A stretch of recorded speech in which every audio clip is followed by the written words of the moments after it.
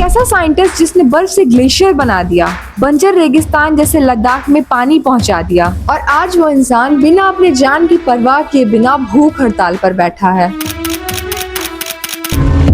1966 में लद्दाख के उलेतोकपो गांव में पैदा हुए सोनम वांगचुक का बचपन इतना आसान नहीं था। गांव में स्कूल ना होने की वजह से 9 साल तक उन्होंने अपनी माँ से शिक्षा ली, लेकिन जब स्कूल गए तो वहाँ की लैंग्वेज उर्दू थी और घर में लद्दाखी बोली जाती थी। लैंग्वेज बैरियर की वजह से कई साल तक वो पढ़ाई समझ ही नहीं पाए, पर उन्होंने कभी हार नहीं मानी और बड़े होकर सिर्फ अपनी जिंदगी नहीं बल्कि हजारों बच्चों की जिंदगी भी बदल दी। सिकमॉल जैसे एजुकेशन मॉडल से उन बच्चों को नई उम्मीद दी जिन्हें सिस्टम वीक और फेलियर कह के छोड़ देता था। जवानों के लिए सोलर हीटेड मिलिट्री टेंट्स बनाए, पैसिव सोलर मड हाउस से घर को बिना बिजली के गर्म रखने का तरीका दिया और आइस टूबा बनाकर लद्दाख के सूखे गांव और खेतों में पानी पहुंचाया, जिसे आज स्विट्जरलैंड और मंगोलिया जैसे देशों द्वारा उसे सराहा और अपनाया जा रहा है। उनके काम से ही 3 इडियट्स वाला फुनसुक वांगडू का कैरेक्टर भी इंस्पायर माना जाता है। और यही नहीं, 2024 में लद्दाख के कॉन्स्टिट्यूशनल सेफगार्ड और एनवायरनमेंट के प्रोटेक्शन के लिए उन्होंने 21 दिन का क्लाइमेट फास्ट रखा।